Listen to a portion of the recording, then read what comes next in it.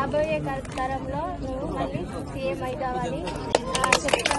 ఇన్నరా రాబోయే తరంలా కవితమ్మే సీఎం అవుతుందట.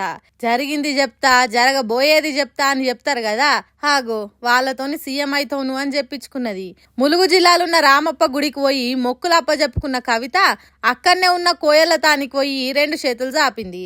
ఎక్కడనైనా ఒక్క చెయ్యి చూస్తారు గాని కవిత కాబట్టి 2 చేతులు జాపి నాకు ఎసొంటి భాగ్యం కలుగుతుందో చెప్పుమన్నది. సీఎం అవుతావు అనగానే వెనుకకున్న కార్యకర్తలు వెనుక ముందు ఆలోచన చేయకుండా ఒక్కసారి కవితక్క నాయకత్వం వర్దిల్లాలే అని చేయగొడుతూనే ఉన్నారు.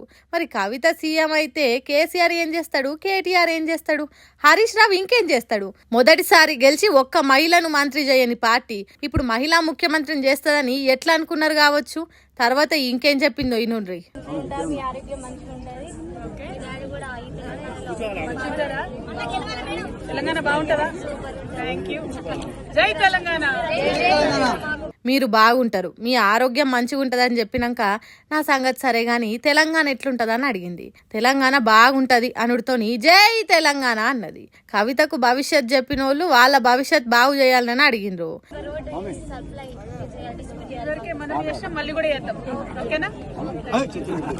మీ భవిష్యత్తు మంచిగానే ఉన్నది కానీ మా ఊరికే రోడ్డు లేదు, దాన్ని వేపించుండ్రు అని మనవి చేస్తున్నాం అనే వరకు ఇదివరకే మనవి చేసినావు మళ్ళా కూడా చేద్దామన్నది. ఇక కవిత సీఎం అవుతుందని చెప్పిన ముచ్చట మీద చాలా మంది సోషల్ మీడియాలో పొట్టు కామెంట్లు పెడుతున్నారు. అరే ఇప్పుడు ఎన్నికలు లేవు పాడలేవు, సీఎం అనిపించుకుంటున్నది ఏంది కవిత? ఆ సోది చెప్పిన వాళ్ళు ఏమన్నా అనుభవంతో చెప్పిండ్రా అంటే అది కాదు, వాళ్ళు చిన్నపిల్లల తీరుగానే ఉన్నారు. ఎందుకు ఇట్లా చెప్పించుకుంటున్నది? ఎక్కడికి పోయి నేనే ముందు అన్నట్టు చేస్తున్నది. బీఆర్ఎస్ పార్టీలా నేనే పెద్ద లీడర్ని అనిపించుకునే పనులు చేసినట్టు కొడుతున్నది. తెలంగాణలో ఏ మూలన ఏం జరిగినా నేను అక్కడనే ఉంటా అన్నట్టు చేస్తున్నది. మరి పార్టీ చెప్తేనే చేస్తున్నదా లేక తన సొంత ఆలోచనతోనే చేస్తున్నదా అనేది మనకు తెలియదు కానీ ఈ నడుమ ఇన్నేళ్ల తెలంగాణలో సామాజికంగా సమానత్వం సంపాదించుకోలేకపోయినామని సొంత పార్టీ పరిపాలనని ప్రశ్నించినట్టు చేసింది. ఇగో ఇప్పుడు సీఎం అవుతావు అనిపించుకుంటున్నది.